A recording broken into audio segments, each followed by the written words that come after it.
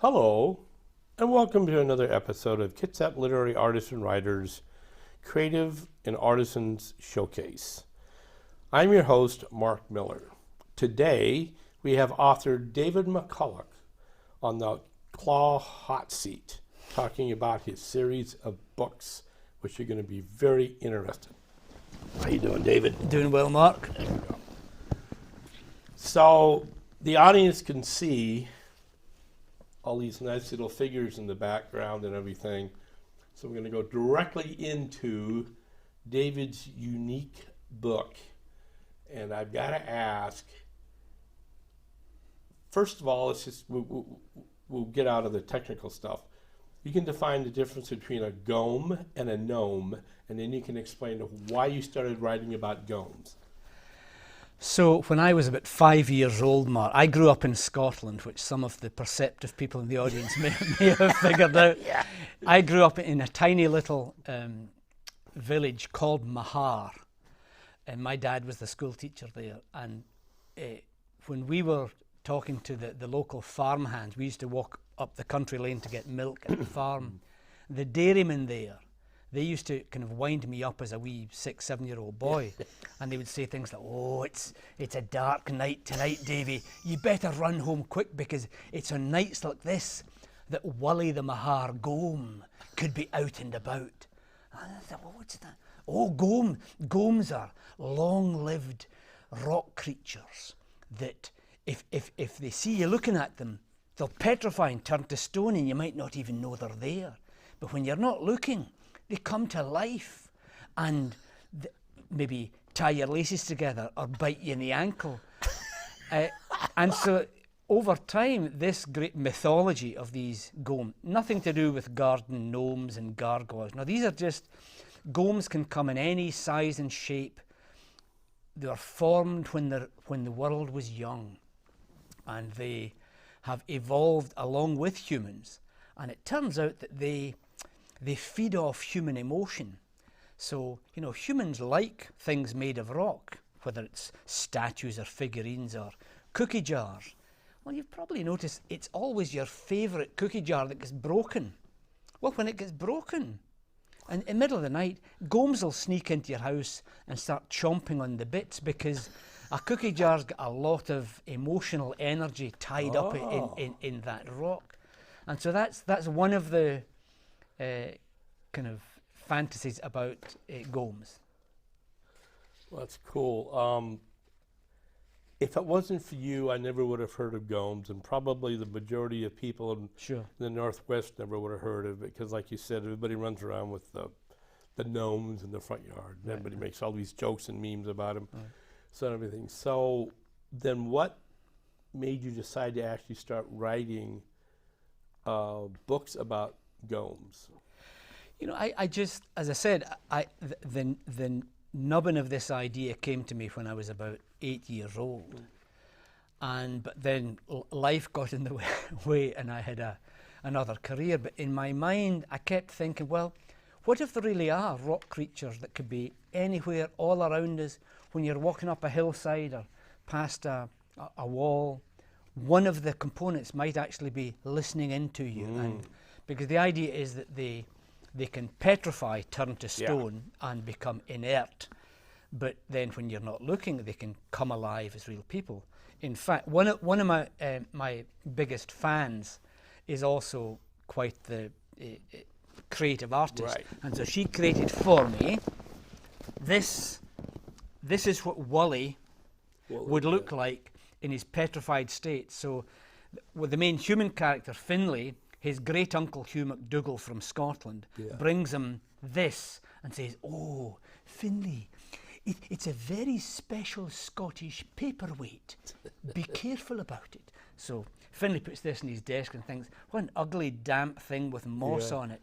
And then when he's not looking, it turns into a scruffy, rude, bad-tempered man, an old man, who goes with Finlay, sits on his shoulder, goes to school, helps him deal with bullies, and the adventure just takes off from there. And I just imagine, well, what if there are Gomes in every country in the world? They probably form clans based on the rock type. So there are clans of granite Gomes and limestone Gomes and sandstone Gomes. And so that just exploded in my imagination into several books. Now I've got 3 of them here. There's the 4th one's on the floor. The 5th one's halfway written back at home. Well, I have a question then about Gomes specifically. If Wooly he freezes and he's standing next to a walkway, I walk up and accidentally kick him. What happens? If you kicked him, he would just. I mean, they're incredibly sturdy. He would just. You wouldn't notice it. But if you thought, I think I saw that thing moving. Yeah. I'm going to pick it up. Yeah. Then in 2 or 3 seconds, if he sensed that you were up to no good, he would sting you. You would He would, and you would drop him. I mean, you would find there's lots of little nettle stings all over your hand. He lost his hat, and it would turn into green. Well, this is instantly he lost his hat, because when he takes his hat off, you can see there's a razor sharp titanium pointed tip which he can use to smash into things. But most of the time he's this, good-natured little fellow who just. So you don't want to do anything to really irritate him. Oh no! Because they won't take it lying down. No, I mean, and he's incredibly powerful. I mean, he's like, the more you learn about him, the more he's got all sorts of magic tricks, which he keeps in his little lizard skin backpack, which he takes with him everywhere. And he is, it's.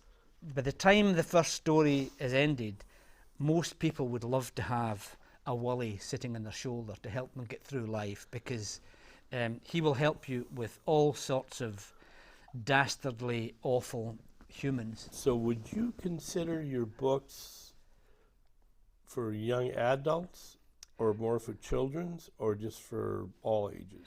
The catchphrase I've come to use is, they're suitable for anyone aged 9 to 99, as long as you've got a sense of humour. I mean, these are big, long Harry Potter length chapter books. I mean, 400, 500, 600 pages long, and yet, honestly, a lot of my fans say they're too short. I don't want them to end, because they're fast-paced. The adventures don't stop coming, and so they are. So the first one I put in for some national competitions last year, and it won 5-star review, a silver medal award, and a gold medal from Book Excellence, in the category of young adult fantasy fiction epic. Okay. But I mean, some of my biggest fans are in their 50s, 60s, and 70s, as well as my kids and their kids. So it really, if you like the style, there's a lot that will amuse grown-ups with wit and humour themselves. I mean, the rollicking adventure stories. There's in my previous, before I started writing this series, I've written a couple of murder mysteries, which I never got published, came close.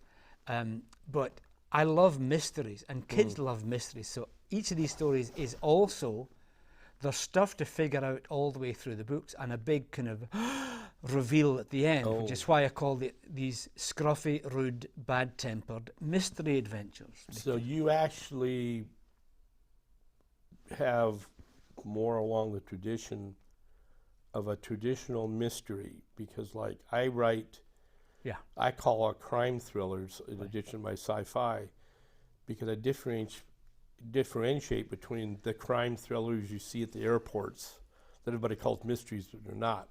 But you actually write mysteries because people have clues all the way through. Yeah. Okay. Yeah, and you know, the mystery adventures, and I love to write books that I would like to read, books that you can't stop reading. I like books with extravagant, wild characters. So the heroes are young boys and girls, young teenagers who've got problems in their own lives, but they're courageous and honest. Most of the humans are awful. And which is good, because that's true in real life as well.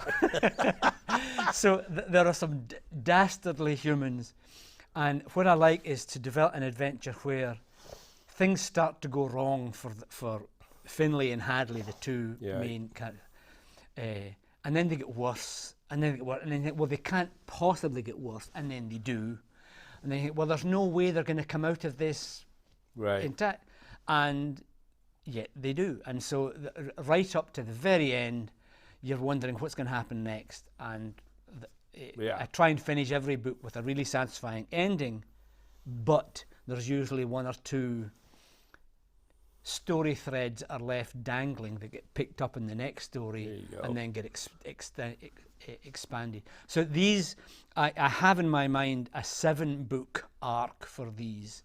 I say 4 are already published. I'm halfway through the 5th one, and I know how the next 2 will go. Well, tell us the story about how you actually started writing, because you have a completely different career. Yeah, so I wrote my first chapter book when I was a precocious, full of myself 8-year-old. I cut pictures out of magazines and wrote a little chapter book about a cheetah. About a boy who had a cheetah as a pet. It didn't sell. It's never become a bestseller, Mark, and it's one of my great. So, and then in high school, of course, like most good high school students, I wrote angst-ridden poetry and short stories, and then went to university, and then I've had a career as a doctor. I helped people with diabetes for my career. And so I had a lot of writing to do there, writing academic papers and the like. But because I live on an island and commute off island, I spent a lot of time in ferry lines. So I used to just turn the radio off, pick up a pad of paper and write. And so I really got going 30 years ago, and I've never stopped. I've never had a day of writer's block in my life. There's just so many interesting things to think about. Then at what point in time did you decide to actually try to get it published and make it more formal? So about 30 years ago, when I was a doctor, flying to the East Coast to some conference in New York, on the way home I got stuck in O'Hare Airport. 2-hour, 3-hour flight delay. So I went to the bookstore, picked a murder mystery book off the bestseller. Crime thriller. I got 50 pages in and said, this is dreadful. I could write better. So I threw it away, got another one, the same. So by the time I get home, I was already 3 or 4 hours late and grumpy and jet lagged. I made the mistake of saying to my wife, I could write better than that. And she just looked at me and said, really? Prove it. And so she gave me the space to do it. And I went through all the usual approaches. I got books out on how to find a literary agent, blah, blah, blah. And I wrote a book and then submitted the first 2 chapters in a cover letter. The formal process, stay put. See, he's scruffy and grumpy and rude. And I got a literary agent right away. He said, I love your voice. I want to help you publish. And so I came close to getting, these are 2 what I call murder mysteries set in the Pacific Northwest. Mm-hmm. The protagonist was a grumpy, bad-tempered Scottish forensic scientist who is now living in and I came really close. We almost got taken on by HarperCollins. This is 25 years ago. And then they finally say, well, we can't take on a new author, blah. And I get sick, I put it aside. And my daughter, who at the time was maybe 18, 19, she said, oh, Dad, you should write young fantasy fiction stories because you've got great imagination. And so I thought, well, I always remember this character that the dairyman in Mahar told me about. And I just let my mind wander. And so, people asked me, oh, it's young adult. So is it about dragons? I said, no, there's no dragons, there's no vampires. It's not set in medieval times with knights and magicians.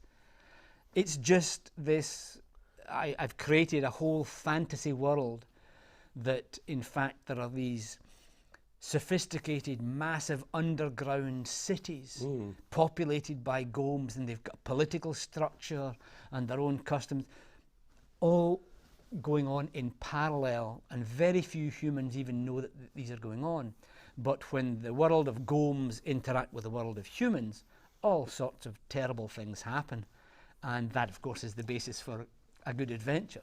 So do golems laugh at people that put the little gnomes in their front yard? Totally. In fact, if some, like when Finlay, who's 11 or 12 in the first book, first meets Wally, when Wally comes to life and he gets over his shock, he calls him a gnome once.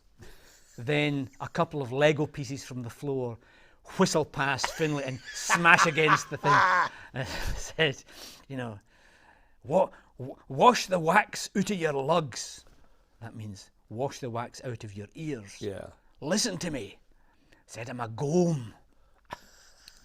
And said, and is your name Willie?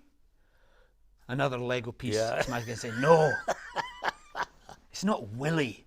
That would rhyme with silly. Yeah.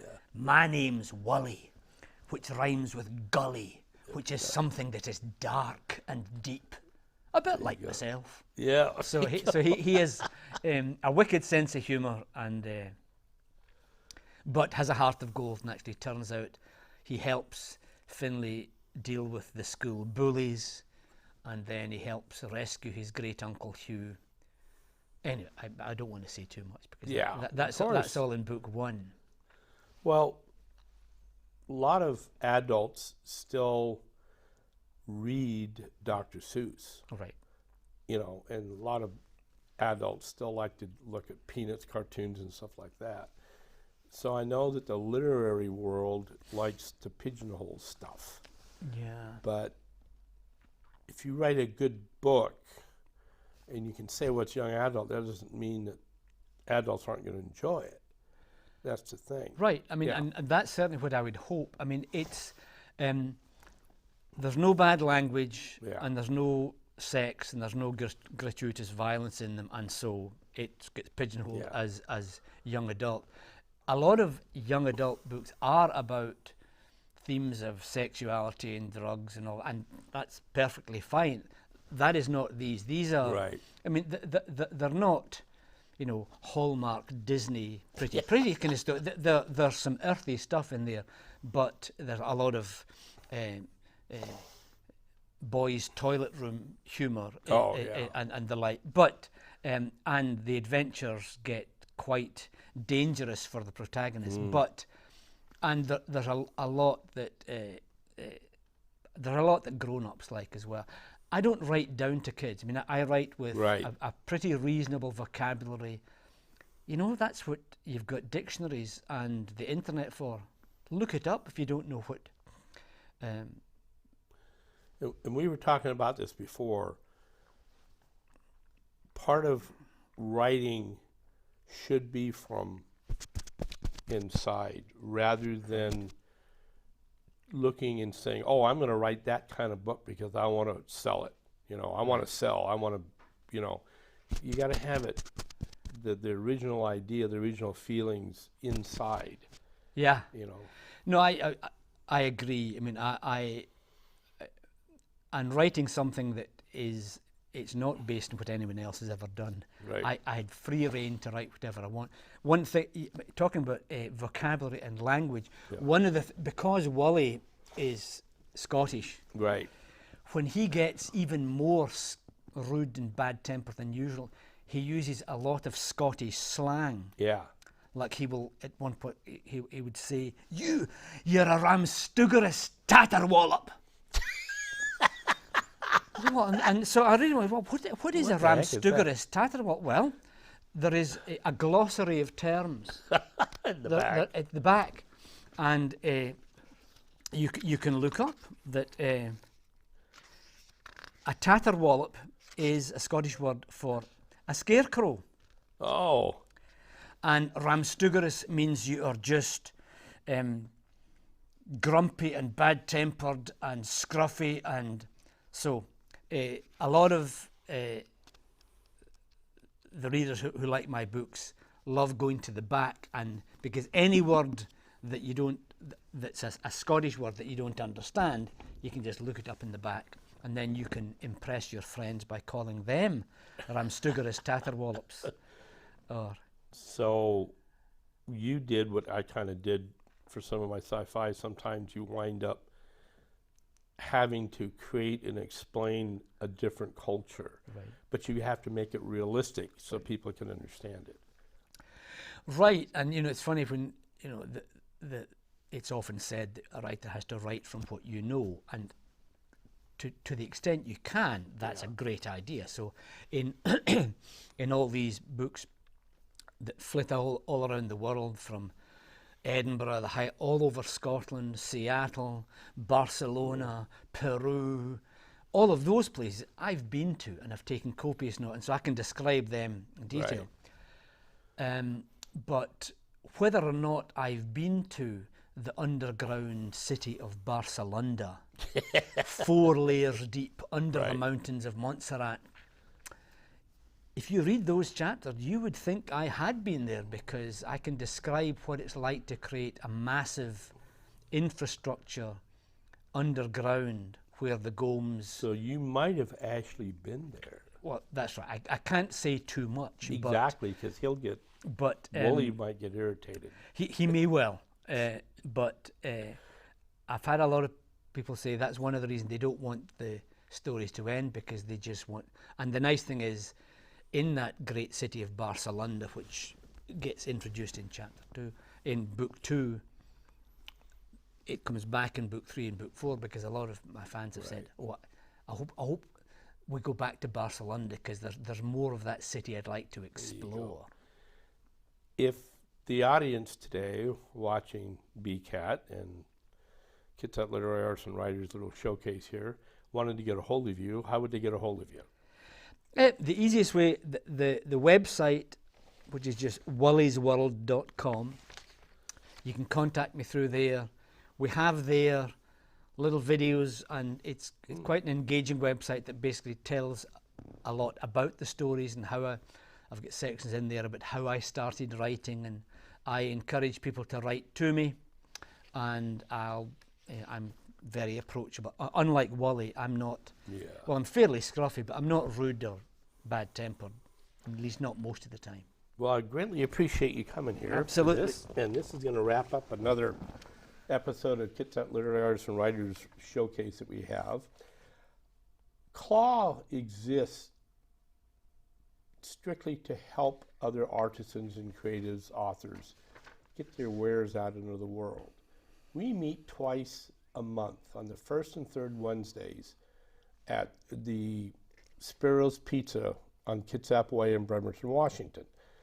The meeting usually starts about 7. I'm usually there early, so people come there all the time, and we start talking about various artistic things. These showcase shows are broadcast on Comcast Channel 3 and Astound Wave Cable Channel 12 Saturdays at 6 p.m. You can also locate them or watch them live on bcat.org. Excuse me while I cough. Kitsap Literary Arts and Writers, other things we do too is we try to develop venues for artisans to be able to present their works of art, whether it be a book, a painting, or whatever. We always have a booth at the Blackberry Festival in Bremerton, Washington. We'll also be at the Kitsap Fair and Stampede again this year. We also try to find other venues where our authors or our other artisans can present their wares.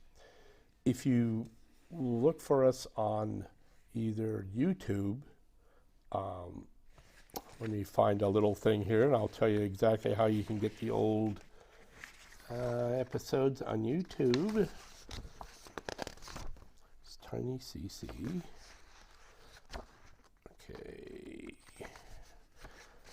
www.tiny.cc/KLAW. You can find all of our old episodes going all the way back to about 2016. Thanks to Blue Forge Press and Blue Forge Group, which is my publisher, they helped me get these shows onto YouTube. And of course, we have to thank the BCAT studio personnel. If it wasn't for them, this showcase would not exist at all. So hopefully everybody out there has enjoyed our meeting and our interview here with David, and can go out and look for a woolly in the world. And at the same time, always remember, keep creating, keep writing, keep doing whatever you want to do on a daily basis to help spread the creative and artistic urges out there into the general public. And so until next time, good day and have a pleasant tomorrow.